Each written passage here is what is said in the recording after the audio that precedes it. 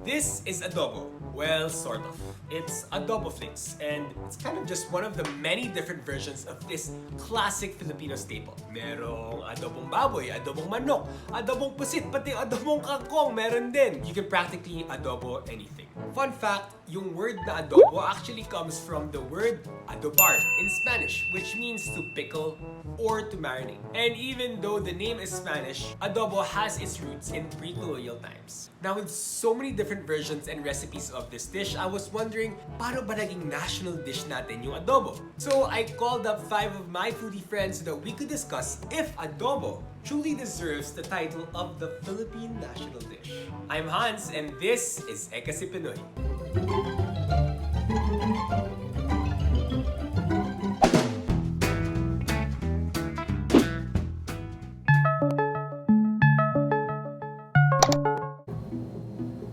Alright guys, welcome to Ekasi Pinoy. Thanks for joining me. Hi guys, hey. From your homes. Hey guys, so as you guys know, we kind of already met. So I'm Hans, but of course our viewers want to get to know you guys more. So please let us know your name. Let's start with Erica.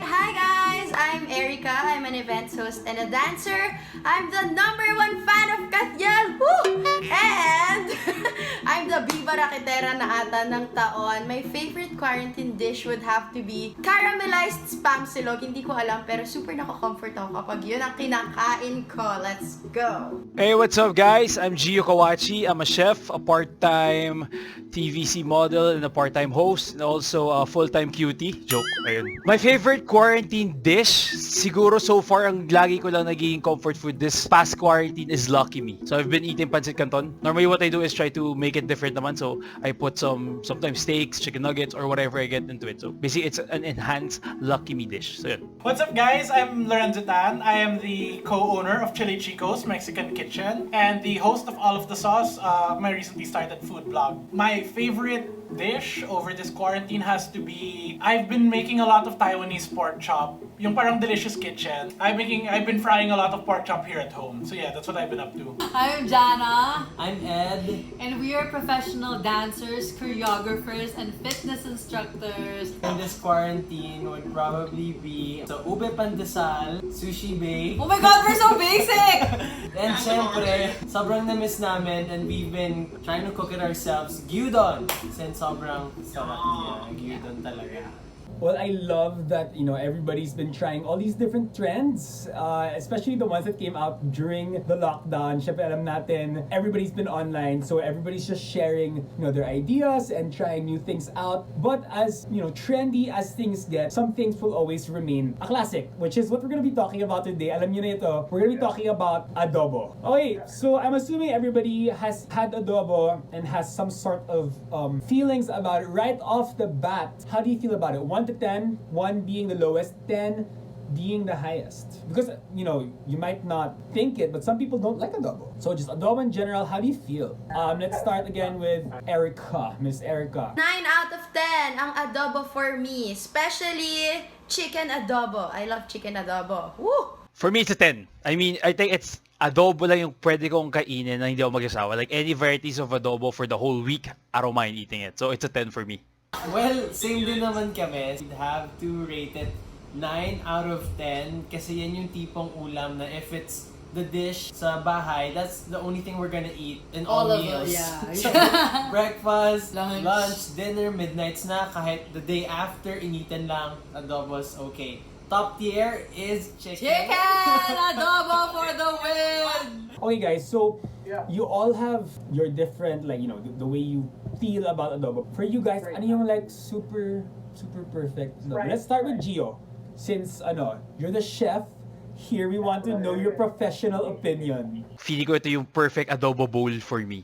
Okay, so it's basically a combination of pork, chicken, and chicken liver. Kasi mahilig talaga ako sa atay. So, I like yung may atay siya. And then, it's very oily. As in, yung medyo mas madami yung oil compared sa sauce. And then, maanghang. I really like spicy. I really like my adobo spicy. So, yun siya. Tapos, sasamahan mo siya. For me, personally, favorite ko to kinakain ng, yung tutong na rice. Lalagay mo yung oil doon and all the sauces plus with a bit of spice. Actually, sa akin, parang parehas kami ni Gio. Pero, ayoko ng atay. Gusto ko balon-balunan. Chicken and pork. Tapos gusto ko malapot yung sabaw. Gusto ko maraming sabaw pero malapot. Tapos super daming pepper, super maanghang. Pero ayoko nung laurel. Ayoko naman ng laurel.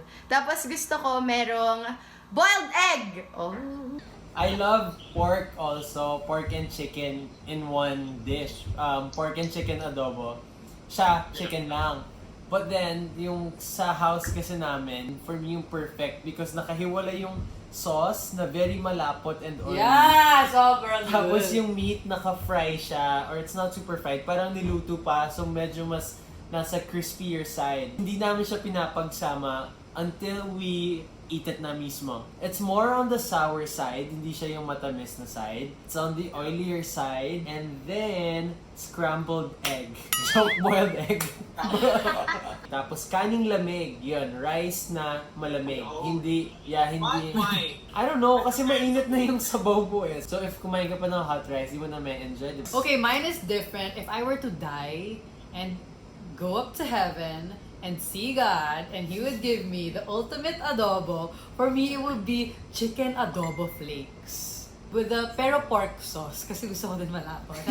And then gusto ko any kind of egg, kahit sunny side of egg, basta may egg. Pero ayokong may potato. Some people put potatoes in theirs. I don't really like na may potatoes. Yeah, that's my dream. That's my dream adobo. For me, it's all about the garlic. Like, I love tasting all the garlic. Definitely, I gotta agree with you na I like mine on the stickier side, the oilier side. I don't like it too masabaw. Lots of laurel. Lots and lots of laurel. Lots and lots of pepper. And, yeah, parang like almost rendang, beef rendang style na sobrang reduced all the way. And for me, definitely a lot of garlic rice. Like, yung may garlic na nga yung rice, may fried garlic pa on top, and achara on the side. So let's go to, I love hearing everyone's opinions about adobo. Syempre, every household really does it their own way and every style of adobo is valid. But with so many different ways to cook it and so many, different versions of it, some even argue na adobo, as we know it today, is not very Filipino nga because there's heavy Spanish and Chinese influence. There are adobo purists, which, by the way, I don't agree with. Syempre, part na rin yun ng culture natin to be influenced by other cultures. Given the fickle definition of adobo, do you guys think that adobo should be our official national dish? And of course, I throw the question na rin na, what about other dishes? I'll get the ball rolling. I love adobo, but for me, it's not as iconic and close to my heart as sinigang. Because for me, there's sinigang wherever you go, and it's a bit more consistent compared to adobo. Because sa adobo, there's so many different ways that people do it. But sinigang is always soup with meat with veggies. And you're sure that it'll taste similar no matter where you go. So for me, that's my case for adobo. But okay, so Gio, what do you think? The reason why I think adobo is our national dish and should be our national dish because technically, pinapakita niya yung culture natin eh. Di ba sinasabi na it's a mix of Spanish daw and Chinese, but that is actually our culture. Basically, the Filipino culture, if you look at it, we are a product of all the other cultures na meron yung ibang bansa. Like, we've been influenced by the Spanish, by the Chinese, even the Japanese. Kaya nga dito ako si Kawachi, kaya nga may Kawachi sa Pilipinas. Technically, yeah, and even for the Americans, di ba? So I think adobo represents combination of cultures. Pero honestly, guys, sinigang, swear wala, ang boring talaga ng sinigang. Parang siguro meron na nag-isip, alam mo, itong sampalok, lagay natin yung gawin na sa uy, pwede na to. There's no story behind it.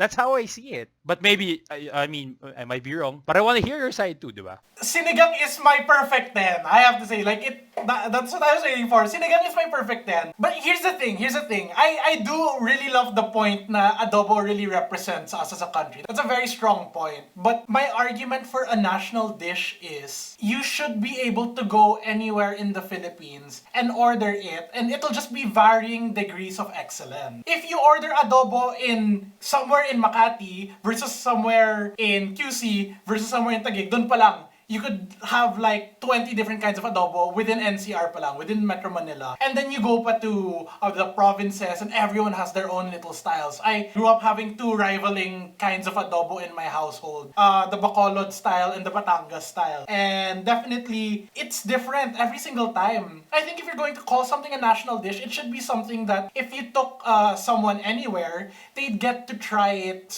in the same way. And sinigang has that consistency. And because I think we all, like 80%, 90% of Filipinos have pretty similar tasting sinigang because we all rip open the same packet, put it in the same water. But that's also why I think that it's the better national dish. Because if you take it to a restaurant, you're going to get an elevated style, definitely, but you'll still get the same core flavors. Adobo is way too different, way too variant for me to call it the national dish. Ekang, Erica, para sa'yo, you seem to be agreeing with lots of things. Okay. Actually, ang daming magandang points ni Gio tsaka ni Enzo. Pero, kakampi ako kay Enzo. Sinigang din yung perfect 10 ko.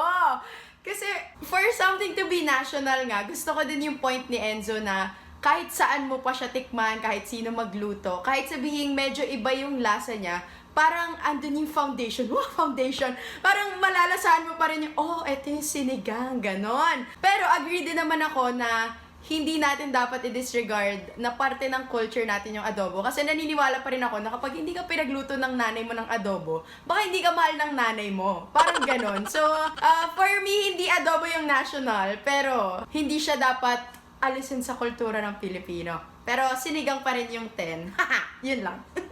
Sinigang wins our hearts. At least for us. Ayan, si Jana, she's thinking na. I already know adobo is my national dish. Actually, ako muna, madaming hanash to eh.